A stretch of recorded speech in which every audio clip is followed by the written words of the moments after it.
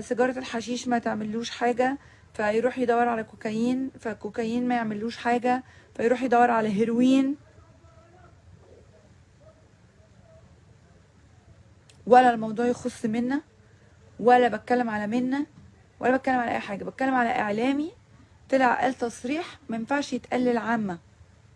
لان وانت بتدافع عن حد لازم تعرف ان رسالتك دي بتوصل للملايين. ما ينفعش عشان تدافع عن حد تبوظ كل افكار الناس، خصوصا ان الست ولا اتحكم عليها ولا النيابه اثبتت ان هي عملت حاجه ولا اي حاجه، لسه مفيش قرار. هو ده اللي انا قلته، اني اتكلمت عن الاعلامي واتكلمت عن الكلام اللي اتقال فقط، جبت سيره منا خالص. فوجئت تاني يوم ان كل المانشيتات والصحافه ريهام سعيد تفتح النار على منى شلبي، ريهام سعيد